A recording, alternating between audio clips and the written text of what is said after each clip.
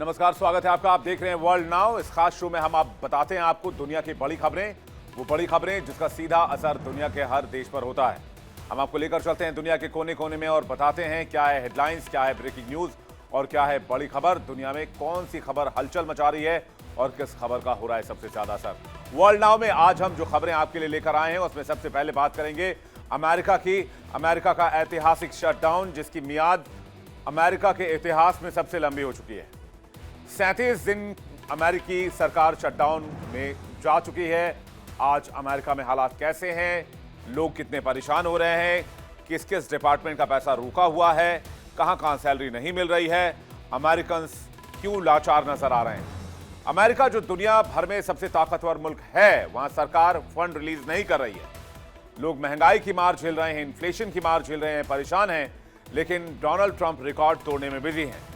Democrats और Republicans के बीच कोई सहमति नहीं बन पा रही है, जिससे कि फंडिंग बिल पास नहीं हो पा रहा है।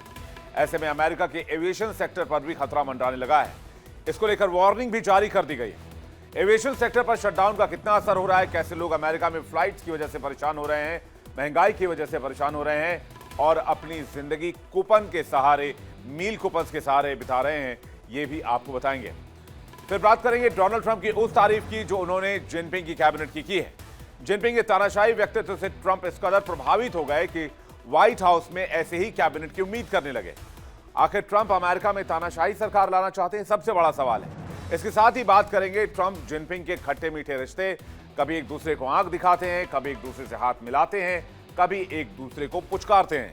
चीन अमेरिका दोस्ती की बदलती तस्वीर पिछले कुछ सालों में, कुछ दशकों में कैसी रही है, किस ट्रैक पर चली है।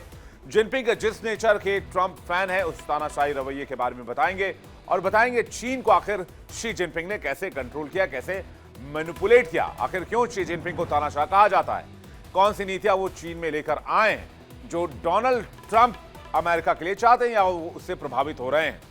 उसके बाद आपको बताएंगे बूंद बूंद के लिए तरसते ईरान की कहानी। ईरान जो मिडिल ईस्ट का एक बड़ा देश है, लेकिन वो सूखे की कगार पर पहुंच गया है। क्या तेहरान के लोग 15 दिन के बाद पानी के लिए तरसने लगेंगे? आखिर वो कौन सी रिपोर्ट है जिसने ईरान तेहरान की दिल की धड़कन बढ़ा दी है, लोगों को परेशान कर दिया है? ईरान के लोग क्यों डरे हुए हैं, पानी की कमी से क्यों परेशान है? इसके साथ ही बात करेंगे तेहरान जो कि ईरान की राजधानी है, अहम शहर है, आखिर वहां पानी का इस्तेमाल आखिर ज्यादा क्यों हो रहा है? ईरान के उन तरीकों की बात करेंगे जो आज ईरान इस हालत के लिए जिम्मेदार हुआ है। फिर बात करेंगे जिहादी सोच की। फ्रांस में दिल दहला देने वाला मामला सामने आया है, जहां पर धार्मिक नारा लगाकर लोगों के ऊपर गाड़ी चढ़ा दी गई। इसके पीछे क्या वजह है? फ्रांस में आखिर इस सोच को कौन बढ़ावा दे रहा है? क्या ये सोची समझी साजिश थी या आतंकी हमला था या धार्मिक कट्टरता का नतीजा या फिर शरणार्थियों को शरण देने का नतीजा? इसके बारे में भी बात करेंगे। रिफ्यूजी क्राइसिस के दरमियान फ्रांस की भूमिका क्या थी और क्या अब फ्रांस उसी की सजा भुगत रहा है? ये तमाम खबरें डिटेल से वर्ल्ड नाउ में आपके लिए। शुरुआत कर रहे हैं वर्ल्ड नाउ की, आइए देखते हैं। वर्ल्ड नाउ में आज सबसे पहले बात उस रिकॉर्ड के बारे में जिसे डोनाल्ड ट्रंप ने तोड़ दिया है। लेकिन अमेरिका के राष्ट्रपति को बहुत खुश होने की जरूरत नहीं है, क्योंकि ये जो रिकॉर्ड टूटा है वो अमेरिका में चिंता की लकीरें बढ़ा गया है और डोनाल्ड ट्रंप ने अपनी ही पिछली सरकार का रिकॉर्ड तोड़ा है। अमेरिका में 1 अक्टूबर से शुरू हुए सरकारी शटडाउन का 37वां दिन हो गया। यह अमेरिका के इतिहास का सबसे लंबा शटडाउन है, जिसे अब रिकॉर्ड शटडाउन के नाम से जाना जा रहा है। ट्रंप ने किसी और का नहीं बल्कि अपना ही रिकॉर्ड तोड़ा है। पहले रीजन में डोनाल्ड ट्रंप ने 35 दिन का शटडाउन किया था और दूसरे टर्म में शटडाउन को 37 दिन हो चुके हैं। यानी पहले रिजीम के ऐतिहासिक शटडाउन के रिकॉर्ड को डोनाल्ड ट्रंप ने ब्रेक कर दिया और अब भी शटडाउन खत्म होने के कोई आसार दूर दूर तक नहीं दिख रहे हैं, क्योंकि डेमोक्रेट्स और रिपब्लिकन्स के बीच में कोई बातचीत बन ही नहीं पा रही है फंडिंग बिल को लेकर, बजट को लेकर। लेकिन आपको याद होगा डोनाल्ड ट्रंप ने सत्ता में आने से पहले एक नारा दिया था, मेक अमेरिका ग्रेट अगेन। लेकिन अमेरिका में जो इस वक्त हालात दिख रहे हैं, तो सवाल यह है कि डोनाल्ड ट्रंप अमेरिका को किस राह पर लेकर जा रहे हैं। उसके हिसाब से तो उनका नारा होना चाहिए, let's America shut down again या let's make America down again. राष्ट्रपति ट्रंप अपनी सनक में कैसे अमेरिका को बर्बाद करने पर तुले हैं, इसके सबूत धीरे धीरे सामने आ रहे हैं। इस शटडाउन का असर अमेरिका में दिखने लगा है। लोगों की जेब पर, लोगों की जिंदगी पर, रोजमर्रा के कामकाज पर। सरकारी कामकाज ठप होने की वजह से सिर्फ एसेंशियल सर्विसेज को छोड़ के बाकी सारे काम रुके हुए हैं। सरकारी एम्प्लॉय बिना सैलरी के काम कर रहे हैं, कुछ को अनपेड लीव पर भेजा जा रहा है। इसके अलावा सरकारी प्रोग्राम में कटौती होने लगी है, उड़ान में देर हो रही है। यह सब अमेरिका में डेमोक्रेट और रिपब्लिकन्स के बीच अनबन का नतीजा है। ट्रंप भी जिद पर अड़े हुए हैं, विपक्ष भी अपनी जिद पर लगा हुआ है। नतीजा लोगों को भुगतना पड़ रहा है। इन दोनों के बीच में आम अमेरिकी नागरिक पिस रहा है। सीनेट में 14 बार वोटिंग हो चुकी है, लेकिन जनरल बजट पर सहमति नहीं बन पाई है। ताजा वोटिंग में 54 के मुकाबले 44 वोट से प्रस्ताव खारिज हो गया। किसी भी डेमोक्रेट सांसद ने सरकार को फंडिंग देने वाले प्रस्ताव का समर्थन ही नहीं किया। अमेरिकी संसद में इस वक्त फिलबस्टर की कंडीशन बनी हुई है। इसके जरिए सांसद किसी बिल पर बहस को जानबूझकर लंबा खींच सकते हैं ताकि उस पर वोटिंग देर से हो या बिल्कुल ही ना हो पाए। अमेरिकी सीनेट में किसी भी प्रस्ताव पर बहुत खास अहम जो बहस होती है उसको खत्म करने और वोटिंग कराने के लिए क्लॉटर के नाम की एक प्रक्रिया होती है। इसके लिए कम से कम 100 में से 60 सीनेटर को समर्थन देना जरूरी होता है और इसी वजह से ट्रंप का फंडिंग बिल अटका हुआ है। विपक्ष इस नियम का इस्तेमाल सिर्फ कानून पास होने से रोकने के लिए करता है, भले ही मुद्दा कितना भी जरूरी क्यों न हो। हालांकि इसमें नुकसान यह है कि इसका इस्तेमाल राजनीतिक हथियार के तौर पर भी किया जा सकता है। 4 साल पहले जब बाइडेन की डेमोक्रेट पार्टी सत्ता में थी तब वो भी इसे खत्म करना चाहते थे, लेकिन ट्रंप की रिपब्लिकन ने इसका विरोध किया और इसी वजह से इसे खत्म नहीं कर पाए। और आज यही नियम डोनाल्ड ट्रंप के गले की फांस बन चुका है और अमेरिका में जनरल बजट पास नहीं हो पा रहा है। अब अमेरिका की स्थिति है कि अरबों डॉलर का नुकसान हर रोज हो रहा है। कांग्रेसनल बजट ऑफिस सीबीओ की जो रिपोर्ट आई है उसके मुताबिक शटडाउन से यूएस में क्या असर हुआ है वो जान लीजिए। 1 लाख करोड़ का नुकसान अभी तक हो चुका है। चौथी तिमाही में जीडीपी 1 से 2% गिर सकती है। हर दिन 3,300 करोड़ की सैलरी का नुकसान हो रहा है। 14 लाख लोग कर्ज लेकर घर चलाने को मजबूर हैं। 4 करोड़ 20 लाख अमेरिकी भूख की कगार पर पहुंच गए हैं। स्नैप प्रोग्राम जो कि एक कूपन फंडेड प्रोग्राम है लोगों को खाना देने के लिए, उसको बंद कर दिया गया है। यूएसडीए के पास स्नैप के लिए सिर्फ 5 अरब डॉलर का रिजर्व फंड बचा हुआ है। फूड स्टैम्प जारी करने के लिए 9.2 अरब डॉलर की जरूरत है जो कि उनके पास नहीं है। सीबीओ के डायरेक्टर ने कहा है कि शटडाउन के कारण सरकारी खर्च में देर हो रही है और इसका अर्थव्यवस्था पर नेगेटिव असर पड़ा है। यह असर कुछ हद तक खत्म हो जाएगा लेकिन पूरी तरीके से खत्म नहीं हो सकता है। वहीं फूड सप्लाई प्रोग्राम रुकने के बाद न्यूयॉर्क, कैलिफोर्निया समेत 25 राज्यों में इस फैसले के खिलाफ ट्रंप प्रशासन पर मुकदमा डाल दिया गया है, यानी कि डोनाल्ड ट्रंप को कोर्ट में घसीटने की तैयारी कर ली गई है। इन राज्यों का कहना है कि लाखों लोगों की फूड सप्लाई को रोकना गैर कानूनी है और अमानवीय है। महंगाई के बारे में हमने आपको बताया था जो कि 3% से ज्यादा जा चुकी है। यह भी एक ऐतिहासिक लाइन है। कई चीजें तो बंद हो चुकी है अमेरिका में। अब कह रहे हैं कि एविएशन सेक्टर पर भी खतरा मंडराने लगा है। अमेरिका में शटडाउन के चलते हवाई यातायात सबसे बुरी तरीके से प्रभावित हुआ है। देश के कई हवाई अड्डों पर उड़ानें या तो देर से चल रही हैं या फिर रद्द कर दी जा रही हैं। और ट्रांसपोर्ट डिपार्टमेंट ने चेतावनी दी है कि 13,000 एयर ट्रैफिक कंट्रोलर को वेतन नहीं मिला है और अगर यही स्थिति जारी रही तो हवाई यातायात को ठप करना पड़ेगा। इस पर गंभीर असर हो जाएगा। अब फेडरल एविएशन एडमिनिस्ट्रेशन, जिसे FAA के नाम से जाना जाता है, उन्होंने देश के अंदर 40 बड़े हवाई अड्डों पर 10% फ्लाइट कटौती का आदेश भी जारी कर दिया है। यह कटौती 7 नवंबर से लागू भी कर दी जाएगी। पहले 4% की जाएगी, फिर 6% और फिर इसे धीरे धीरे 10% तक बढ़ाया जाएगा। यह कदम इसलिए उठाया गया है क्योंकि शटडाउन के चलते हजारों एयर ट्रैफिक कंट्रोलर और TSA अधिकारी बिना सैलरी के काम कर रहे हैं। उनको पैसे नहीं मिल रहे, उनका घर नहीं चल रहा है और अब वो आंदोलन की बात कर रहे हैं। वो हवाई सेवा ठप करने की बात कर रहे हैं। और अगर स्टाफ की कमी होती है तो एयर ट्रैफिक सेफ्टी का खतरा बढ़ेगा और अगर एयर ट्रैफिक सेफ्टी का खतरा बढ़ेगा तो एविएशन सर्विस को बंद करना पड़ेगा, कुछ दिन के लिए रोकना पड़ेगा। इससे क्या होगा? इससे अमेरिका में कई बड़े एयरपोर्ट जैसे कि न्यूयॉर्क, वॉशिंगटन DC और शिकागो में उड़ानें प्रभावित होने लगी हैं। हालांकि इंटरनेशनल फ्लाइट्स पर अभी इसका असर नहीं देखा जा रहा है, लेकिन हालात यही रहे, इसी तरह से चलते रहे तो इंटरनेशनल सर्विसेज पर भी इसका असर होगा। अंतर्राष्ट्रीय उड़ान भी अमेरिका पहुंचेंगी तो उस पर भी इसका असर देखा जाएगा, वो उड़ानें भी कम कर दी जाएंगी। अब FAA ने जो कहा है उसका इंपैक्ट क्या है वो देख लीजिए। 40 वेस्ट एयरपोर्ट में 10% फ्लाइट की कटौती कर दी गई है। लगभग 1800 उड़ानें रद्द या घटाए जाने की तैयारी है। कटौती जो है वो रीजनल और घरेलू उड़ानों पर लागू होगी। हर दिन 3500 से 4000 उड़ानें प्रभावित हो सकती हैं। 4 दिन में 20,000 से ज्यादा उड़ानें देर से चली हैं। 4000 उड़ानों को रद्द करना पड़ा है। 5 नवंबर को ही 2100 से ज्यादा उड़ानें देर से चली, जिससे अमेरिका में 32 लाख यात्री प्रभावित हुए। 13,000 एयर कंट्रोलर और 50,000 TSA बिना वेतन के काम कर रहे हैं, जो कभी भी काम बंद कर सकते हैं। न्यूयॉर्क के एयरपोर्ट्स में 80% तक स्टाफ ही नहीं है। FAA के पास करीब 3,500 एयर ट्रैफिक कंट्रोलर्स कम हो गए हैं। कई कंट्रोलर्स को जबरन ओवरटाइम करना पड़ रहा है। यूके और अमेरिकन एयरलाइंस के शेयरों में करीब 1% की गिरावट देखी जा रही है। Air traffic controller emergency service के तहत आते हैं, इसलिए वो काम पर तो आ रहे हैं, लेकिन 1 अक्टूबर से उन्हें तनख्वाह नहीं दी गई है। ज्यादा दिन शटडाउन जारी रहने से वो काम करना बंद कर सकते हैं, काम करने से मना कर सकते हैं, हड़ताल पर जा सकते हैं, आंदोलन की चेतावनी दे सकते हैं। वहीं एयरपोर्ट्स में स्टाफ की कमी अभी से होने लगी है। लोग एक्स्ट्रा काम कर रहे हैं, जो सेफ्टी और हेल्थ के हिसाब से खतरनाक है।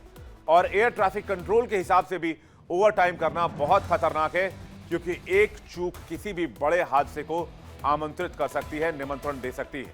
इसलिए फेडरल एविएशन एडमिनिस्ट्रेशन ने चेतावनी दी है कि अगर हवाई यातायात की दिक्कतें बढ़ी तो और ज्यादा उड़ानों को रोकना पड़ेगा, पाबंदियां लगाई जाएंगी। इससे पहले FAA अधिकारी डफी ने कहा था कि अगर शटडाउन 1 हफ्ते और चला तो मास केओस हो सकता है, यानी बड़े पैमाने पर हाहाकार मच सकता है। मास केओस का मतलब यही होता है। FAA प्रमुख का बयान जो है ब्रैडफोर्ड ने, उन्होंने कहा कि हमारे कर्मचारियों में तनाव और थकान बढ़ रहा है। अगर इसे अनदेखा किया गया तो एयरलाइन सिस्टम की सुरक्षा पर गंभीर खतरा हो सकता है, जैसा कि मैंने आपको बताया। वहीं एयरलाइंस ने कई बार शटडाउन समाप्त करने की डिमांड की है, अपील की है, और यह भी कहा है कि इससे एविएशन इंडस्ट्री की सिक्योरिटी पर, सेफ्टी पर खतरा पड़ रहा है। इससे विमानों के दुर्घटनाग्रस्त होने के चांसेस हो सकते हैं, इसलिए इसे फौरन रोका जाए। यूनाइटेड एयरलाइंस ने भी उड़ानें घटाने की योजना बना ली है। अगर हम अमेरिका की एविएशन इंडस्ट्री की बात करें तो आपको ये जानकर हैरानी होगी कि अमेरिका एक इतना बड़ा मुल्क, जहां पर एविएशन इंडस्ट्री ही ट्रांसपोर्टेशन का मेन माध्यम है, रेल और रोड से ऊपर, और इसका वहां की इकोनॉमी पर एक बड़ा इंपैक्ट होता है। इसके साथ साथ एविएशन इंडस्ट्री करीब 10 मिलियन से अधिक अमेरिकियों को रोजगार प्रदान करता है। हवाई सेवा में सिर्फ हवाई जहाज ही नहीं, बल्कि airport, airlines, cargo flights, tourism और सप्लाई चेन भी शामिल है। आपको बताते हैं कि अमेरिका के लिए एविएशन इंडस्ट्री कैसे काम करती है और एविएशन इंडस्ट्री का इस तरह से खतरे में आना क्यों ठीक नहीं है। आइए नजर डालते हैं। अमेरिका दुनिया का सबसे बड़ा एविएशन इंडस्ट्री अपने पास ऑपरेट करता है। जीडीपी में यहां की एविएशन इंडस्ट्री का जो हिस्सा है वो 5% है। लगभग 120 लाख करोड़ रुपए का खर्च होता है और हर दिन 25,000 से ज्यादा उड़ानें यहां संचालित की जाती हैं। देश भर में 5,000 से अधिक एयरपोर्ट हैं और लगभग 500 बड़े हवाई अड्डे हैं, जहां से मैसिव जो यात्री हैं वो जर्नी करते हैं। 10 लाख से ज्यादा लोगों को रोजगार मिलता है। 25 में से 1 अमेरिकी की नौकरी एविएशन इंडस्ट्री से ही आती है। अमेरिका का cargo sector, aviation cargo sector बहुत बड़ा है, जो लाखों टन सामान इधर से उधर करता है, पहुंचाने का काम करता है, दुनिया भर में सप्लाई करता है। अंतर्राष्ट्रीय व्यापार और पर्यटन, यानी कि दोनों के दोनों सेक्टर इस पर डिपेंड करते हैं। और इसी वजह से, चूंकि अमेरिका में एविएशन इंडस्ट्री बहुत बड़ा है, तो इससे बहुत फायदा होता है अंतर्राष्ट्रीय व्यापार को और पर्यटन इंडस्ट्री को। हर साल 8 करोड़ से ज्यादा विदेशी टूरिस्ट अमेरिका पहुंचते हैं, यानी कि पूरा का पूरा जो टूरिज्म है वो अमेरिका की एविएशन इंडस्ट्री से संचालित होती है। क्योंकि 5000 एयरपोर्ट हैं यूएस में जो फ्लाइट ऑपरेट करते हैं। अभी तो फिलहाल घरेलू फ्लाइट्स में ही कटौती की गई है, लेकिन अगर हालात यही रहें तो घरेलू हवाई सेवा तो रुकेगी ही, अंतर्राष्ट्रीय विमानों पर भी असर हो सकता है। लेकिन अगर घरेलू हवाई सेवा रुक गई, जैसे कि मैंने आपको बताया 5000 एयरपोर्ट हैं, तो ये समझिए कि बहुत बड़ा इंपैक्ट होगा, क्योंकि घरेलू फ्लाइट्स भी अमेरिका की अर्थव्यवस्था की बैकबोन माने जाते हैं। जो घरेलू एविएशन इंडस्ट्री है, अमेरिका में हर दिन 20 से 25 हजार डोमेस्टिक फ्लाइट्स उड़ती हैं। रोजाना का जो नुकसान है इससे वो है 1 से 1.5 अरब डॉलर, यानी कि लगभग 8,000 से 12,000 करोड़ का नुकसान। हफ्ते भर में ही अमेरिका की इकोनॉमी को 10 अरब डॉलर से ज्यादा का घाटा हो जाएगा। जो डोमेस्टिक टूरिज्म है उससे अमेरिका को अरबों डॉलर की आय होती है, खास करके Las Vegas, Orlando, Miami, New York की जो अर्थव्यवस्था है वो भी टूरिस्ट पर ही डिपेंड करती है मोस्टली। हालांकि एक बड़ा हिस्सा बिजनेस से आता है, यानी कि हर फ्लाइट से सरकार को टैक्स के तौर पर कमाई होती है, टूरिस्टों के तौर पर कमाई होती है, टूरिज्म के तौर पर कमाई होती है। और अगर बंद हुआ तो टैक्स का घाटा होगा, टूरिस्ट का घाटा होगा, टूरिज्म का घाटा होगा। ज्यादातर बिजनेस ट्रिप्स घरेलू उड़ानों से होती हैं। फ्लाइट बंद होने से नुकसान होगा, सप्लाई चेन पर असर होगा। सप्लाई चेन पर असर होने से महंगाई बढ़ेगी, क्योंकि आपूर्ति घट जाएगी और डिमांड वहीं की वहीं रहेगी। तो डिमांड और सप्लाई में जब गड़बड़ी आएगी तो जाहिर सी बात है अमेरिकियों की जेब पर और असर होगा। वैसे ये पहली बार नहीं है जब अमेरिका में सरकारी शटडाउन ने आम जनता को प्रभावित किया हो, लेकिन पहली बार यह है कि यह सबसे लंबा चलने वाला शटडाउन हो चुका है। और पहली बार यह है कि हालात इस बार पहले से कहीं ज्यादा गंभीर हैं। महंगाई, आर्थिक अस्थिरता और सरकारी सिस्टम के ठप हो जाने से लाखों अमेरिकियों की रसोई सूनी पड़ गई है। शटडाउन से अमेरिका की अर्थव्यवस्था जो पहले से ही खराब की स्थिति में है, खराब की श्रेणी में है, क्योंकि अमेरिकी इकोनॉमी पर उसके जीडीपी के रेशियो का 125% डेट है, यानी उसकी जीडीपी से 125% ज्यादा। हालांकि अमेरिका में शटडाउन का इंपैक्ट जो है वो इस बार बहुत गंभीर देखा जा रहा है इसी वजह से। और शटडाउन वैसे पहली बार नहीं है, लेकिन सबसे लंबा और ऐतिहासिक शटडाउन हो चुका है। 1977 में पहली बार शटडाउन की शुरुआत हुई थी, जब एक दिन के लिए फेडरल ट्रेड कमीशन को बंद किया गया था। बजट पर विवाद के चलते ऐसा पहली बार हुआ जब फेडरल एजेंसी बंद हुई। 1600 कर्मचारियों पर इसका प्रभाव पड़ा और करीब 7 लाख डॉलर का नुकसान उठाना पड़ा। पिछले 50 साल में फंडिंग बिल अटकने की वजह से 20 बार शटडाउन की घोषणा की गई, लेकिन हर बार कोई ना कोई रास्ता निकाल लिया जाता था। इस बार कोई रास्ता निकलता नहीं दिख रहा। दिक्कत इस बात की है, ट्रंप के पिछले कार्यकाल में ही सरकार को 3 बार शटडाउन का सामना करना पड़ा। 2019 का शटडाउन सबसे ज्यादा 35 दिनों तक जारी रहा था, जिसमें अमेरिकी इकोनॉमी को 25,000 करोड़ का घाटा हुआ था। चलिए आपको बताते हैं अमेरिका में किस राष्ट्रपति शासनकाल में कब कब शटडाउन लगा। आइए देखते हैं। 1980 से शुरू करेंगे, जिमी कार्टर से बातचीत करेंगे, उसके बाद आपको टाइमलाइन में आगे लिए चलेंगे। जिमी कार्टर में सबसे पहला शटडाउन लगा, उसके बाद रोनाल्ड रीगन के टाइम में 3 शटडाउन लगे, जो 1981, 1984 और उसके बाद 1986 में लगा। उसके बाद जॉर्ज बुश के टेन्योर में लगा एक शटडाउन। फिर बिल क्लिंटन की सरकार आई 1995 से 1996 के दरमियान 2 शटडाउन इसमें लगे। बराक ओबामा आए 2013 में, वहां पर एक शटडाउन का सामना करना पड़ा। उसके बाद डोनाल्ड ट्रंप आए 2018-19 में। डोनाल्ड ट्रंप ने शटडाउन यहां पर 2 बार शटडाउन लगाया, और ये जो शटडाउन है डोनाल्ड ट्रंप के रिजीम का तीसरा शटडाउन है। डोनाल्ड ट्रंप के रिजीम में जो पिछला शटडाउन था 35 दिनों का, 17-18 का, वो सबसे लंबा शटडाउन माना जाता था, लेकिन अपने ही रिकॉर्ड को डोनाल्ड ट्रंप ने 2025 में तोड़ दिया है। अब किसके शासनकाल में कितने दिनों का शटडाउन रहा था यह भी जल्दी से जान लीजिए। जिमी कार्टर के शासनकाल में 11 दिन का शटडाउन रहा, जो 1978 में लगा था।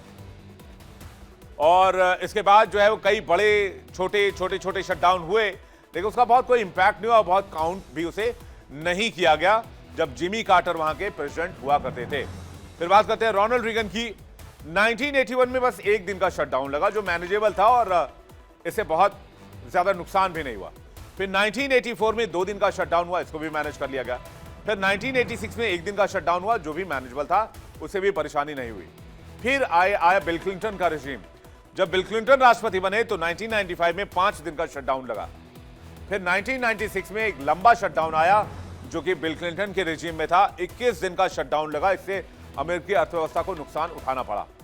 फिर आए बराक ओबामा, प्रेसिडेंट बनके बराक ओबामा के रिजीम में 2013 में 16 दिन का शटडाउन लग गया। उसके बाद हालांकि उनके रिजीम में कोई शटडाउन नहीं लगा, उसके बाद उन्होंने बहुत अच्छे से वहां की सरकार चलाई। फिर आए 2017 में ट्रंप साहब, और ट्रंप साहब के रिजीम में 2018-19 में 35 दिन का शटडाउन लगा, जो अमेरिकी इतिहास का सबसे लंबा शटडाउन था, क्योंकि इसका ये जो रिकॉर्ड है ये ट्रंप साहब ने, डोनाल्ड ट्रंप ने खुद ही तोड़ दिया है। हुआ यह था कि उस समय ट्रंप ने मैक्सिको बॉर्डर वॉल के लिए फंड की मांग की थी, जिसका विरोध हो रहा था, और इसकी वजह से बजट पास नहीं हो पाया था और अमेरिका शटडाउन में चला गया था। अमेरिका में कई बार शटडाउन बजट पर कांग्रेस और राष्ट्रपति का डिसएग्रीमेंट होने से होता है।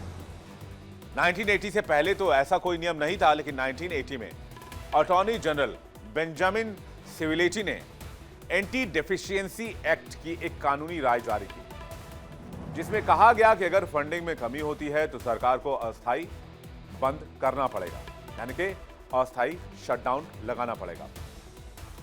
फिर हुआ यह कि 1980 के बाद, खास करके 1990 के बाद, यह नियम और सख्त होता चला गया।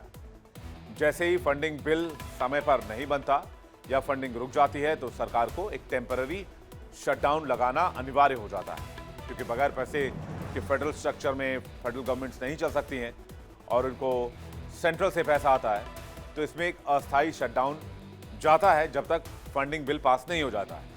अब ट्रंप के राज में इस शटडाउन का असर काफी ज्यादा हो रहा है। लोगों का गुस्सा इसलिए डोनाल्ड ट्रंप के खिलाफ बढ़ रहा है, नाराजगी बढ़ रही है, अमेरिका की हालत खराब होती जा रही है, कर्ज बढ़ रहा है। $37 ट्रिलियन के ऊपर अमेरिका का कर्ज पहुंच गया है, जो अमेरिकी अर्थव्यवस्था से 125% के रेशियो पर है। शटडाउन से स्थिति और खराब हो सकती है। कर्ज टू, ये जो डेट रेशियो है, जीडीपी टू डेट रेशियो, ये और ऊपर जा सकता है। लेकिन दिक्कत पता है आपको कहां पर है दर्शकों, फ्रेंड्स? दिक्कत यह है कि न रिपब्लिकन्स न डेमोक्रेट्स, दोनों कोई भी शटडाउन पर सहमति बनाने के लिए तैयार नहीं। और दूसरी बात, जो भी हाल में मेयर और गवर्नर इलेक्शंस के रिजल्ट आए हैं, उसने डोनाल्ड ट्रंप को और चढ़ा दिया है, वो और एरोगेंट हो गए। उसके बाद से मुझे ये लग रहा है पर्सनली, जहां तक मैं देख पा रहा हूं, अगर मैं इसके आकलन की बात करूं तो ये मामला और लंबा खिंच सकता है। ये डेमोक्रेट्स और रिपब्लिकन्स के बीच 36 का आंकड़ा बनता जा रहा है और यहां से स्थिति और ज्यादा खराब हो सकती है अगर इसे बहुत जल्द नहीं सुलझाया गया तो। चलिए आगे बढ़ते हैं। वर्ल्ड नाउ में बात करते हैं एक और इंपॉर्टेंट स्टोरी की। वर्ल्ड नाउ में आज के लिए आपकी जो एक और इंपॉर्टेंट स्टोरी है हमने आपके लिए चुनी है, वो ये है कि डोनाल्ड ट्रंप चीन के खिलाफ शुरू की टैरिफ पॉलिसी के बाद अब उन्हीं के लिए सरदर्द बनती दिख रही है। एक तरफ ट्रंप ने चीन पर टैरिफ लगाया था, मकसद था बीजिंग को आर्थिक तौर पर झुकाना, लेकिन यही कदम अमेरिका के लिए नुकसानदेह साबित हो रही है। और शायद यही बात है कि ट्रंप सबसे ज्यादा परेशान है। हाल ही में जो तस्वीर आप देख रहे हैं, ट्रंप ने चीनी राष्ट्रपति शी जिनपिंग से मुलाकात की थी और कहा था कि मुझे भी जिनपिंग के डरपोक मंत्रियों जैसी कैबिनेट चाहिए, जो बिना किसी सवाल के बस जी सर कहते रहें। साउथ कोरिया में हुई 32वीं APEC आर्थिक नेताओं की बैठक से पहले अमेरिका के राष्ट्रपति डोनाल्ड ट्रंप और चीन के राष्ट्रपति शी जिनपिंग की मुलाकात ने दुनिया भर में सुर्खियां बटोरी। जिनपिंग की बाद क्या डील हुई थी डोनाल्ड ट्रंप और जिनपिंग में, अमेरिका और चीन में, इस पर नजर डालते हैं। उसके बाद बात करेंगे डोनाल्ड ट्रंप की हसरत क्या है, वो क्या चाह रहे हैं अपने कैबिनेट से। ट्रंप और जिनपिंग की बाद क्या डील हुई? टैरिफ में कटौती, रेयर अर्थ एलिमेंट्स के जो निर्यात हैं उसके नियंत्रण में स्थगन, चीन द्वारा अमेरिका से कृषि आयात बढ़ाना, चीन ने सोयाबीन खरीद पर सहमति दी, फेंटेनाइल रोकने और ड्रग्स पर नियंत्रण करने की सहमति भी बनी, अमेरिकी कंपनियां और प्रौद्योगिकी संबंधी प्रतिबंधों में ढील, कूटनीति और उच्च स्तरीय विजिट्स का वादा और सैन्य स्तर की बातचीत का भी वादा चीन ने अमेरिका से किया। अब ट्रंप ने उस मुलाकात को लेकर अपना अनुभव साझा किया है। डोनाल्ड ट्रंप ने यह स्वीकार किया है कि अमेरिका और चीन के बीच कई मुद्दों पर मतभेद बरकरार है। माना जा रहा है कि ट्रंप जिनपिंग से अभी भी चिड़े हुए हैं, जैसे हम लोग आम बोलचाल की भाषा में कहते हैं, भी खुन्नस खाए हुए हैं। व्हाइट हाउस में रिपब्लिकन सीनेटर्स के साथ बैठक के दौरान ट्रंप ने न सिर्फ शी जिनपिंग पर तंज किया, बल्कि उन्हें तानाशाह तक कह डाला। अमेरिका और चीन के बीच रिश्तों में ठंडापन बरकरार है और अब ट्रंप के बयान ने इस तनातनी को एक बार फिर से हवा दे दी है। ट्रंप ने शी जिनपिंग पर तंज करते हुए कहा कि उनके मंत्री उनसे डरते हैं, खौफ खाते हैं और ठीक वैसे ही मेरे मिनिस्टर्स को भी मुझसे डरना चाहिए। उनका यह बयान न सिर्फ व्यंग था, बल्कि चीन पर इसे सीधा हमला भी माना जा रहा है। दरअसल हाल ही में ट्रंप और शी जिनपिंग की मुलाकात दक्षिण कोरिया में एपीईसी बैठक के दौरान हुई थी। उस मुलाकात में कई अहम मुद्दों पर चर्चा हुई थी, लेकिन मतभेद दूर नहीं हो पाए। ट्रंप और जिनपिंग दुनिया के दो सबसे ताकतवर देशों की दो सबसे ताकतवर शख्सियत, लेकिन दोनों जब भी आमने सामने आए विवादों का दौर ही शुरू हुआ। दावे चाहे जो भी किए जाते रहे हो दोनों मुल्कों की तरफ से। ट्रंप जिनपिंग विवाद की टाइमलाइन पर अगर नजर डालें तो दोनों नेताओं के बीच अदावत जो चली है वो आपको दिखाते हैं। 2018, ये ट्रंप के पहले रिजीम की बात है, ट्रंप ने चीन पर ट्रेड वॉर जो है वो इंपोज किया, अरबों डॉलर के टैरिफ इंपोज कर दिए। 2019 में ट्रंप ने जिनपिंग को कहा फ्रेंड लेकिन स्मार्ट टैरिफिस्ट। वावे पर जिनपिंग की जो कंपनी, देश की कंपनी, चाइना की कंपनी वावे, उसको अमेरिका ने बैन कर दिया। एक बहुत अच्छी टेक कंपनी है जो अच्छे अच्छे गैजेट्स बनाती है, फ्यूचर टेक्नोलॉजी बनाती है वावे, उसको यूएस ने बैन कर दिया। 2020 में कोविड महामारी पर ट्रंप बहुत चिढ़े हुए थे। ट्रंप लगातार कोविड को चाइनीज वायरस कहते रहे, जिनपिंग सरकार पर जानकारी छिपाने के आरोप लगाते रहे। 2021 ट्रंप के कार्यकाल के अंत में अमेरिका में टिकटॉक और वीचैट को बैन कर दिया गया। इस पर चीन ने कड़ी प्रतिक्रिया दी, लेकिन ट्रंप सुनने को राजी नहीं थे। 2024 में चुनावी रैलियों में ट्रंप ने कहा कि जिनपिंग तानाशाह हैं, लेकिन दोनों देशों में तकनीकी और सैन्य तनाव भी है। 2025 हालिया मुलाकात की अगर बात की जाए तो उसके बाद ट्रंप बोले जिनपिंग के मंत्री डरपोक हैं। इससे कूटनीतिक रिश्ते फिर से तनावपूर्ण मोड़ पर आ गए हैं अमेरिका और चीन के बीच। अब ट्रंप की टिप्पणी दोनों देशों के बीच पहले से मौजूद तनाव को और बढ़ा सकती है। एक तरफ ट्रंप घरेलू मोर्चे पर अपनी राजनीतिक जमीन मजबूत कर रहे हैं, तो वहीं दूसरी तरफ अंतर्राष्ट्रीय स्तर पर एक बार फिर अमेरिका और चीन के रिश्ते चर्चा में। सवाल तो यह भी है कि अमेरिका को ग्रेट बनाने का वायदा करने वाले डोनाल्ड ट्रंप अब चीन की तानाशाही के मुरीद क्यों बन रहे हैं। ट्रंप कब क्या बोल जाएं ये तो कोई नहीं जान सकता, कोई एंटिसिपेट भी नहीं कर सकता। कभी किसी नेता की तारीफ, कभी किसी नेता के करियर खत्म करने की बात, कभी किसी पे तंज, कभी किसी की आलोचना, कभी किसी पे सवाल, तो कभी किसी पर हमले की धमकी, और कभी ऐसा बयान कि पूरी दुनिया के कान खड़े हो जाएं, हर एक नेता के कान खड़े हो जाएं। ट्रंप ने चीनी राष्ट्रपति शी जिनपिंग की सत्ता शैली की तारीफ की है और कहा कि उन्हें भी अपने मंत्रियों पर ऐसा ही कंट्रोल चाहिए जैसा शी जिनपिंग चीन में अपने मंत्रियों पर करते हैं। यानी लोकतंत्र की बात करने वाला अमेरिका अब अपने ही राष्ट्रपति के बयानों में तानाशाही की गंध महसूस कर रहा है। वहां के प्रेसिडेंट डोनाल्ड ट्रंप तानाशाही की ओर जाते हुए या फिर उसकी ओर देखते हुए नजर आ रहे हैं। बेशक मजाकिया अंदाज में कह रहे हूं, जिनपिंग के मंत्री डर के मारे कुछ नहीं बोलते, मुझे भी ऐसा ही चाहिए, लेकिन कहीं ना कहीं मजाक में छिपे इरादे भी कई बार सामने आते हैं और इसी छिपे इरादे ने अमेरिकी राजनीति में एक नई बहस छेड़ दी है। क्या डोनाल्ड ट्रंप जो व्हाइट हाउस रेनोवेट करवा रहे हैं वो कभी व्हाइट हाउस छोड़ना ही नहीं चाहते? क्या डोनाल्ड ट्रंप एक ऐसा सिस्टम तैयार कर देंगे, कोई ऐसी कानून लेते आएंगे जिससे डोनाल्ड ट्रंप को अमेरिकी रजीम से हटाया नहीं जा सके? क्या ट्रंप भी अमेरिका में एक तानाशाह शासक की छवि बनने की फिराक में है? ट्रंप के इस बयान को लेकर विपक्ष ने निशाना साधा है। डेमोक्रेटिक पार्टी का कहना है कि ट्रंप अब अमेरिकी लोकतंत्र के लिए खतरा बनते जा रहे हैं। दरअसल ट्रंप की टिप्पणी ऐसे वक्त में आई जब अमेरिका और चीन के रिश्ते कई मुद्दों पर तनाव के दौर से गुजर रहे हैं। ट्रेड वॉर, साउथ चाइना सी, ताइवान को लेकर दोनों देश आमने सामने हैं, दोनों देशों में तनातनी है। ट्रंप के इस बयान ने एक बार फिर दुनिया की दो बड़ी ताकतों के बीच रिश्तों पर सवाल खड़े कर दिए हैं।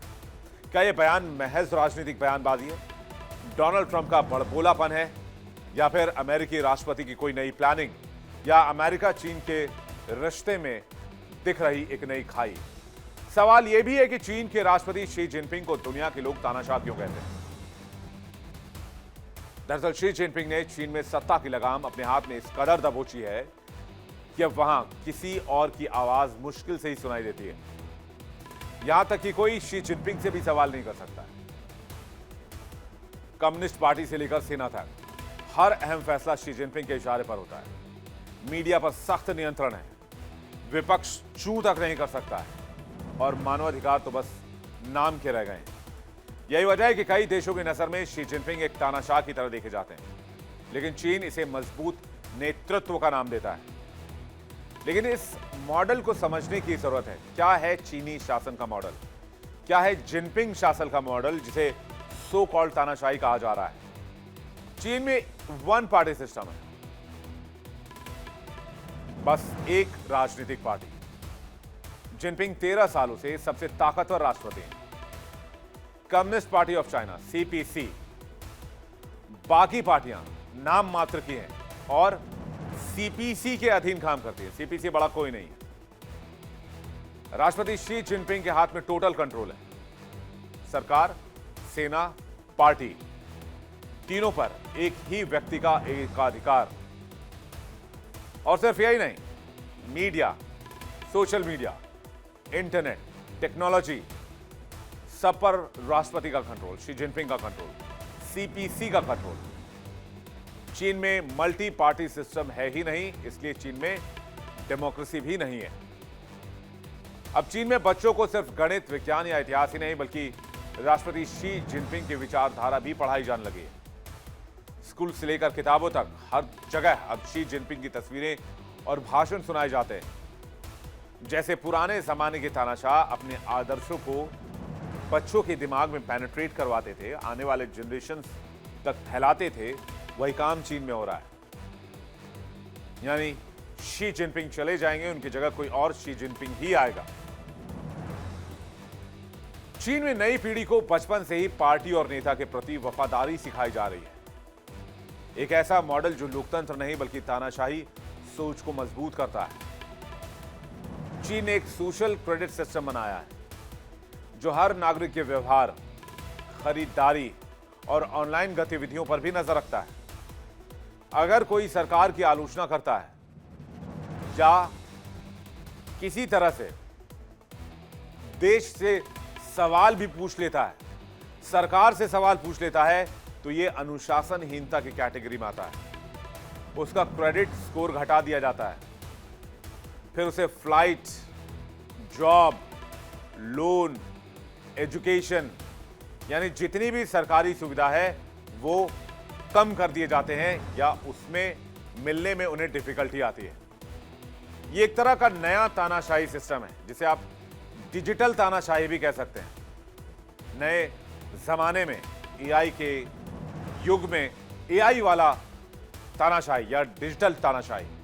शी जिनपिंग चाइनीज ड्रीम और मेड इन चाइना 2025 जैसी योजनाओं से दुनिया में चीन को सुपर पावर बनाना चाहते हैं। इसके लिए वो दूसरे देशों पर दबाव, कर्ज और धमकी की नीति अपनाते हैं। जैसे बिल्ड एंड रोड इनिशिएटिव ले लीजिए, जो बीआरआई के नाम से जाना जाता है। इसके जरिए उन्होंने छोटे देशों को कर्ज में फंसाया। इससे उनका शासन तानाशाही के साथ साम्राज्यवादी भी माना गया, जिसे हम और आप विस्तारवादी, चीन की विस्तारवादी की नीति से जानते हैं। जिनपिंग की नीतियों के चलते उनके मंत्री, उनकी जनता डरती है। वहीं ट्रंप भी यही फॉलो करने की कोशिश कर रहे हैं। यह सवाल पूछा जा रहा है, उनकी कोशिश भी यही है कि इसे ही फॉलो किया जाए। अमेरिका में वॉशिंगटन, न्यूयॉर्क, शिकागो से लेकर लॉस एंजल्स तक लोगों ने ट्रंप की नीतियों और बयान को लेकर नाराजगी जताई। कई संगठनों ने इस प्रदर्शन को मार्च फॉर फ्रीडम का नाम दिया है।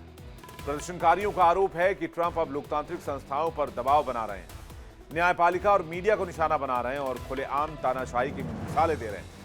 अमेरिका में चल रहा सरकारी शटडाउन इतिहास का सबसे लंबा शटडाउन हो चुका है। आज 36वां दिन है। इससे पहले 2018 में भी राष्ट्रपति डोनाल्ड ट्रंप के कार्यकाल में 35 दिन तक सरकारी कामकाज ठप रहा था। इस बार के शटडाउन ने आम अमेरिकियों की रोजमर्रा की जिंदगी पर गहरा असर डाला है। अगर जल्द कोई राजनीतिक सहमति नहीं बनती है तो लाखों परिवारों को खाने पीने की बुनियादी सहायता से वंचित होना पड़ सकता है। लोकतंत्र की जमीन पर तानाशाही के बीच क्या अमेरिका अब किसी नए राजनीतिक मोड की तरफ जा रहा है? मोड़ नहीं, मोड की तरफ जा रहा है, क्योंकि अगर किसी भी तरह से वहां की पॉलिटिक्स को, वहां की राजनीति को, वहां की सरकार को, वहां के सिस्टम को मॉडिफाई करने की कोशिश की गई तो फिर अमेरिका में हालात और ज्यादा खराब हो सकते हैं। चलो, इस पर हमारी नजर रहेगी। वर्ल्ड नाउ की जो अगली खबर आई है वो आई है मिडिल ईस्ट से, ईरान से। लेकिन मिडिल ईस्ट से कोई जंगी खबर नहीं है, बल्कि उस संकट की खबर है जो ईरान का पिछले 5 सालों से पीछा कर रही है। दरअसल ईरान का नाम जब भी आप सुनते हैं तो आपको लगता है कि वहां पर कोई परमाणु कार्यक्रम को लेकर सवाल उठा होगा, या फिर उससे जुड़ी कोई खबर होगी, या फिर आपको लगता है कि ईरान अमेरिका में फिर कुछ टसल हुआ है। लेकिन एक तरफ ईरान तो अपने परमाणु कार्यक्रम को दुरुस्त करने में जुटा हुआ है, वहीं दूसरी तरफ देश में एक ऐसी प्राकृतिक आपदा है जिससे देश परेशान हो रहा है। जी हां, तस्वीर देखकर आप समझ गए होंगे, नदियों में सूखे के हालात। ईरान में पानी की कमी हो रही है और अकाल की स्थिति बन रही है। 15 दिन के अंदर ईरान की राजधानी तेहरान में लोगों को इसका दंश झेलना पड़ेगा। जितने रिजर्वायर्स हैं, वाटर रिजर्वायर्स, वो सूखने की कगार पर पहुंच गए हैं। ईरान की सरकारी मीडिया के मुताबिक इस वक्त ये देश ऐतिहासिक सूखे से जूझ रहा है। देश के लगभग 97% हिस्से में पानी की कमी है और पीने के पानी का जो मेन सोर्स है वो 2 हफ्ते के अंदर सूखने का खतरा है। हालात ये हैं कि तेहरान को पीने का पानी उपलब्ध कराने वाले 5 बांध सूखने की कगार पर हैं और आमिर कबीर बांध में सिर्फ 14 मिलियन क्यूबिक मीटर पानी बचा है, जो इसकी क्षमता का बस 8% है। एक साल पहले इसमें 86 मिलियन क्यूबिक मीटर पानी था। इसे तेहरान में जल संकट की आशंका तेज हो गई है। डर जताया जा रहा है कि अगर हालात नहीं बदले तो लोगों को अकाल का सामना करना पड़ेगा। इससे सैकड़ों लोगों की जान जा सकती है और तेहरान छोड़कर लोगों को दूसरी सुरक्षित जगहों के लिए पलायन करना पड़ेगा। ईरान की राजधानी तेहरान लंबे समय से सूखे की समस्या का सामना कर रहा है, लेकिन अब ये सिचुएशन, ये स्थिति में पहुंच गई है कि अगर इस सिचुएशन से डील नहीं किया गया तो फिर ईरान के सामने एक ऐसी स्थिति खड़ी होगी जिससे लड़ना उसके हाथ में नहीं होगा। फिलहाल लोगों के सामने दशकों में सबसे बड़ा संकट है, क्योंकि यहां पर बारिश का स्तर भी तेजी के साथ कम हुआ है। इसका कारण सिर्फ बारिश का ना होना ही नहीं है, बल्कि यहां रिकॉर्ड गर्मी के चलते भी सूखे की समस्या बनी है। एक्सपर्ट्स का कहना है कि अगर यहां आने वाले वक्त में बारिश नहीं हुई तो पीने के पानी की सप्लाई में बड़े स्तर पर परेशानी का सामना करना पड़ेगा। पूरे ईरान में पानी की कमी और बार बार बिजली जाने से लोगों के अंदर निराशा भी बढ़ती जा रही है। लगातार 5 साल के सूखे और रिकॉर्ड गर्मी की वजह से तेहरान में नल सूखते जा रहे हैं, नदियां सूखती जा रही हैं, तालाब सूखते जा रहे हैं और सवाल ये उठ रहा है कि क्या 15 दिन के बाद बूंद बूंद के लिए तरसने वाला है ईरान। चलिए सबसे पहले ये जानते हैं कि आखिर तेहरान की ये स्थिति क्यों हुई, तेहरान में जल संकट आखिर क्यों बना। तेहरान ईरान का सबसे बड़ा शहर है, आबादी 1 करोड़ से भी ज्यादा है, जाहिर है पानी की जरूरत भी उसी हिसाब से होगी। हर दिन लगभग 30 लाख घन मीटर पानी तेहरान में खर्च होता है, लेकिन जितना खर्च है उतना सप्लाई नहीं। कहने का मतलब ये, बारिश उतनी नहीं हो रही है पिछले कुछ सालों से। बारिश कम होने से पानी की आपूर्ति भी कम हुई है। 2024 से अब तक 45% कम बारिश हुई है। कम बारिश से डैम में लगभग जो पानी की स्थिति है वो खत्म हो चुकी है। अब 40% पानी ही बचा है। तेहरान पानी के लिए 5 प्रमुख डैम पर निर्भर करता है। आमिर कबीर बांध सबसे अहम माना जाता है। तेहरान की आबादी का एक बड़ा हिस्सा इसी बांध पर डिपेंड है। इसमें पानी जमा होने की क्षमता सबसे ज्यादा है, लेकिन अब सिर्फ 14 मिलियन क्यूबिक मीटर पानी ही यहां बचा है।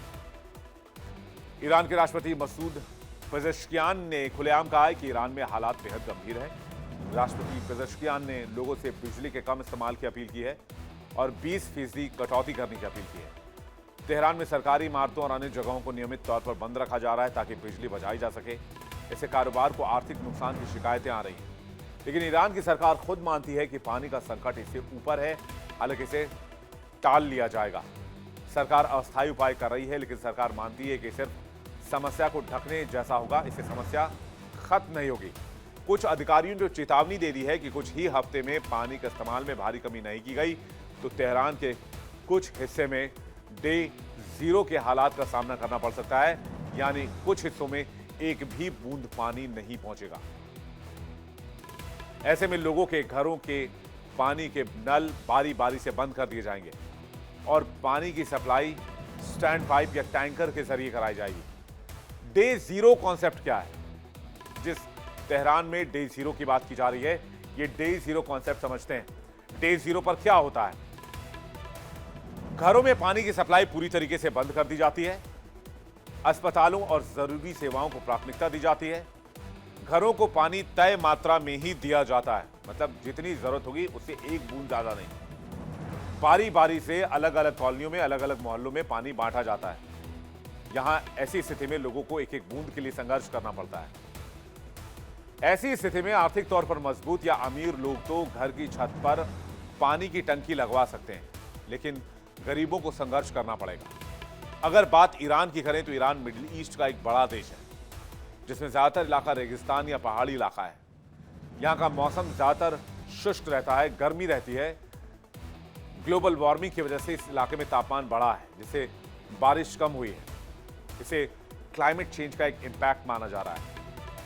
ईरान में कम बारिश क्लाइमेट चेंज को सूखे की वजह मानते हैं लोग, लेकिन अकेले ईरान की ऐसी हालत के लिए यह जिम्मेदार नहीं है।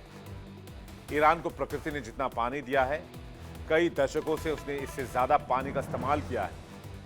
पहले नदियों और जलाशयों का जलस्तर कम हुआ और फिर अंडरग्राउंड वाटर का इस्तेमाल बढ़ गया। आपको कुछ और फैक्टर्स बताते हैं कि ईरान पानी के ऐसे बुरे संकट के दौर में कैसे फंसा है। ईरान में 70% लोग पानी का बेफिजूल इस्तेमाल करते हैं। स्टैंडर्ड लिमिट से भी ज्यादा पानी का इस्तेमाल होता है। शहर में फैक्ट्री और उद्योग पानी का उपयोग ज्यादा करते हैं।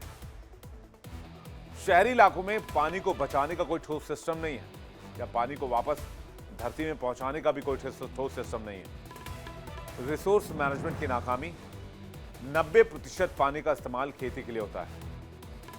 ईरान में आज भी सिंचाई के पुराने तरीकों का इस्तेमाल होता है। इसमें बहुत ज्यादा पानी बर्बाद होता है।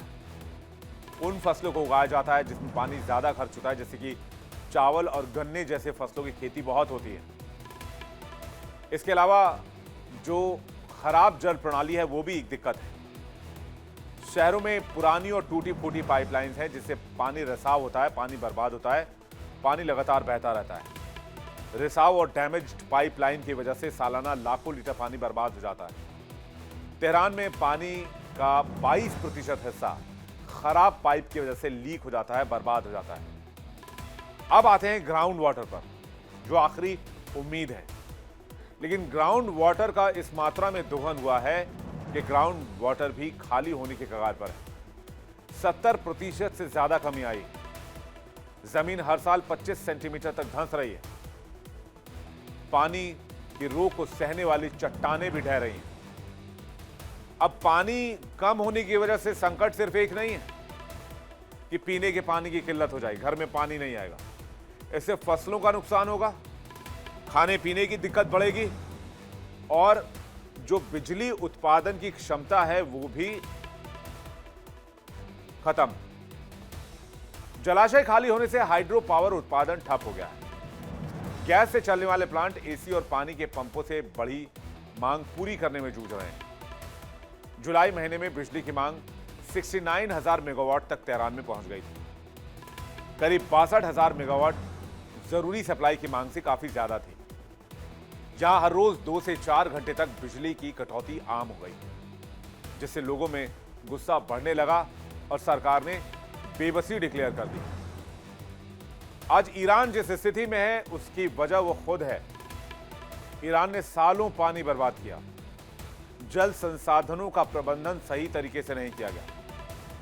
जमीन के नीचे का पानी ज्यादा निकाल लिया। सिंचाई के तरीकों को अपग्रेड नहीं किया। इरिगेशन टेक्नोलॉजी वही पुरानी रही। लोगों को पानी की बचत के लिए जागरूक नहीं किया गया और इसलिए ईरान आज वाटर क्राइसिस की ऐसी स्थिति में फंसा हुआ है जहां से उसे सिर्फ बारिश बचा सकता है। लेकिन ईरान के साथ साथ एक और मुल्क है जो उसका पड़ोसी ही है, वो भी वाटर क्राइसिस में आ सकता है। गेस कीजिए, अंदाजा लगाइए। ईरान का पड़ोसी। चलिए एक और हिंट देता हूं आपको, हमारा पड़ोसी भी है। जी हां, पाकिस्तान भी उन देशों में शामिल है जो कृषि के लिए, खेती के लिए पानी का बहुत इस्तेमाल करता है और बहुत पानी बर्बाद करता है। मतलब पानी का सही तरीके से इस्तेमाल ना करना। पानी की बर्बादी को लेकर एक वर्ल्ड बैंक की रिपोर्ट सामने आई है, वो चौंकाने वाली है। दुनिया भर में हर साल करीब 324 बिलियन घन मीटर मीठे पानी का नुकसान हो रहा है, जो लोग लगभग 280 मिलियन लोगों की सालाना जरूरत जितना है। इतना पानी जो लाखों लोगों की जरूरत पूरी कर सकता है।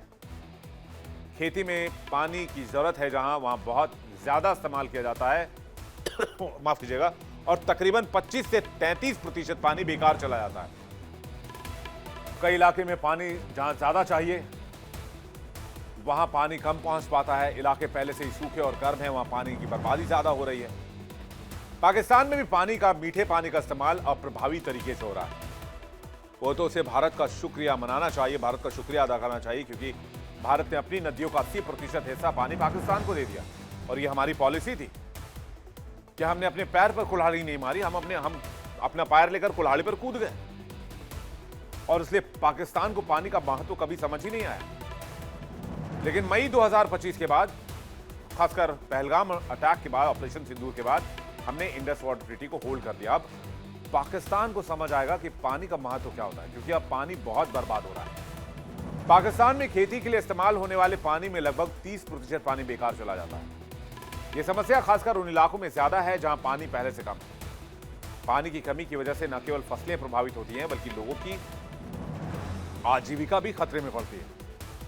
पाकिस्तान जैसे देशों को एग्रीकल्चर सेक्टर में पानी बचाने के लिए बदलाव करने की जरूरत है। लेकिन पाकिस्तान सिर्फ एक ही सेक्टर पर फोकस करता है। उस सेक्टर का नाम है टेररिज्म सेक्टर। वो उसी सेक्टर को अपग्रेड करता है, दुनिया भर में सप्लाई करता है, दुनिया भर के टेररिस्टों को अपने घर में पनाह देता है और फिर उसी सेक्टर को अपग्रेड करता है। चलिए आगे बढ़ते हैं, बात करते हैं वर्ल्ड नाउ में एक और खबर जो हम आपके लिए लेकर आए हैं। बात फ्रांस की। ओलेरों द्वीप में कार से एक भीड़ पर हमला कर दिया गया। यह कुछ वैसा ही था जैसे लोन वुल्फ अटैक में किया जाता है। आरोपी ने पैदल चलने वालों और साइकिल सवारों को रौंद दिया। मासूमों की भीड़ को बेरहमी से कुचलने के बाद इस शख्स का जी नहीं भरा तो ये गैस सिलेंडर फूंकने लगा, जिसके बाद स्थिति फ्रांस में क्या बन गई ये देख लीजिए आप। ये जो हमलावर है ये फ्रांस के पश्चिमी तट से दूर ओरेलॉन द्वीप पर घुस आया। इस शख्स ने एक धार्मिक नारा लगाया, अल्लाहू अकबर, और चिल्लाते हुए रास्ते में कार लेकर भीड़ में घुस गया। 10 लोगों पर गाड़ी चढ़ाने के बाद यह शख्स अपनी कार में आग लगाने की कोशिश कर रहा था, जिसमें गैस सिलेंडर्स रखे हुए थे। अगर वो इसमें कामयाब हो जाता तो ये एक सुसाइड बॉम्बिंग जैसी घटना होती। हालांकि इससे पहले ही पुलिस ने उसे अरेस्ट कर लिया। जिन 10 लोगों को इसने कुचला उनमें से 4 जिंदगी और मौत के बीच जूझ रहे हैं। जो रिपोर्ट आई है प्राइमरी, जो जानकारी हमें मिली है उसके मुताबिक आरोपी का नाम जियां गिलोट है। उसकी उम्र 35 साल है और वो फ्रांस का ही रहने वाला है। हालांकि अभी तक इसका किसी टेररिस्ट ऑर्गेनाइजेशन से कोई कनेक्शन नहीं निकला है। शुरुआती जांच के बाद पुलिस ने बताया कि उसकी कार में गैस सिलेंडर रखे हुए थे और हमले के बाद उसने अपनी गाड़ी में आग लगा दी। आरोपी मानसिक रूप से अस्थिर बताया जा रहा है और लंबे समय से नशीले पदार्थों का सेवन भी करता था। पुलिस के मुताबिक उसका आपराधिक इतिहास रहा है, जिसमें चोरी, हिंसा, संपत्ति को नुकसान पहुंचाना, ट्रैफिक उल्लंघन और ड्रग्स का इस्तेमाल करने जैसे कई मामले दर्ज हैं। जिस लोकेशन पर यह हादसा हुआ है वहां फ्रांस और दुनिया के कोने कोने से पर्यटक आते हैं। ऐसे में कयास लगाए जा रहे हैं यह हमला पहले से प्लान्ड हो सकता है, इसका ब्रेन वॉश किया गया हो सकता है। हालांकि फ्रांस में धार्मिक नारा लगाकर हमला करने का कोई पहला मामला नहीं है। इससे पहले भी ऐसे कई मामले सामने आए हैं जो कट्टरवादी सोच को लेकर सवाल खड़े कर रहे हैं। साल 2015 में एक आपराधिक गुट ने पेरिस के कई जगहों पर अंधाधुंध गोलियां चलाई थी और बम धमाके भी किए थे, जिसमें एक कंसर्ट हॉल, रेस्टोरेंट और एक स्टेडियम शामिल था। इस हमले में कुछ हमलावरों ने धार्मिक नारा लगाया, अल्लाहू अकबर के नारे लगाए।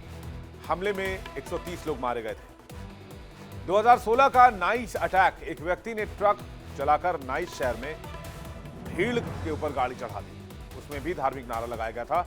हमले में 86 लोग मारे गए। जनवरी 2019 में मेड्स शहर में एक व्यक्ति ने चाकू से हमला किया, हमलावर ने नारे लगाए और धार्मिक चरमपंथ का हवाला दिया था। अक्टूबर 2020 में नाइस के एक चर्च में एक व्यक्ति ने हमला किया, इस हमलावर ने भी धार्मिक नारे लगाए और इस घटना को अंजाम दिया। इस घटना ने पूरे फ्रांस में चर्चा छेड़ दी थी। फरवरी 2025 अल्जीरियाई ने फ्रांस के बाजार में कथित तौर पर धार्मिक नारा लगाया और फिर उसने चाकू मारकर एक शख्स की हत्या कर दी और फिर 2 लोगों को घायल कर दिया। कई बार फ्रांस में चाकू से हमले, कार से टक्कर मारने जैसे छोटे बड़े आतंकी अहिंसक हमले हुए, जिनमें हमलावरों ने अल्लाहू अकबर जैसे धार्मिक नारे लगाए। हालांकि फ्रांस सरकार ने चरमपंथ और आतंकवाद को रोकने के लिए कड़े कानून बनाए हैं, लेकिन इस तरह के हमले कई सवालों को जन्म दे रहे हैं। ऐसे हमले उन देशों में भी देखे गए हैं जहां पर रिफ्यूजी क्राइसिस के दरमियान, खासकर इराक सीरिया रिफ्यूजी क्राइसिस के दरमियान, शरणार्थी क्राइसिस के दरमियान इन देशों ने शरणार्थियों को जगह दी थी और आज वहां हालात बदल रहे हैं। इस पर भी हम आपको वर्ल्ड नाउ में एक दिन डिटेल्ड रिपोर्ट आपके सामने रखेंगे, बताएंगे शरणार्थी संकट के बाद यूरोपीय कंट्रीज में हालात कितने तेजी से बदले। वर्ल्ड नाउ में आज के लिए फिलहाल इतना ही, लेकिन जाने से पहले वर्ल्ड नाउ में बारी है इंडिया डेली क्विज कॉन्टेस्ट की, जिसका आपको बेसब्री से इंतजार रहता है। हमारा आज का सवाल यह है कि विश्व की सबसे लंबी नदी कौन सी है? ऑप्शंस ए है आपके, ऑप्शन ए नील नदी और ऑप्शन बी टेम्स नदी। सही जवाब भेजिए 72407 72407 पर। सही जवाब देने वाले लकी विजेता को मिलेगा शानदार इनाम। इंडिया डेली क्विज कॉन्टेस्ट में आपको बताते हैं कल के विनर का नाम। सही जवाब किन किन लोगों ने दिया और उनमें से लकी विजेता कौन बने? सही जवाब तो कई लोगों ने दिया, लेकिन लकी विजेता बने हैं लक्ष्मी नारायण बटगुजर, अजमेर राजस्थान से। लक्ष्मी जी, आपको बहुत बहुत बधाई, आपने दिया है सही जवाब। आपको जल्द ही मिलेगा एक शानदार गिफ्ट।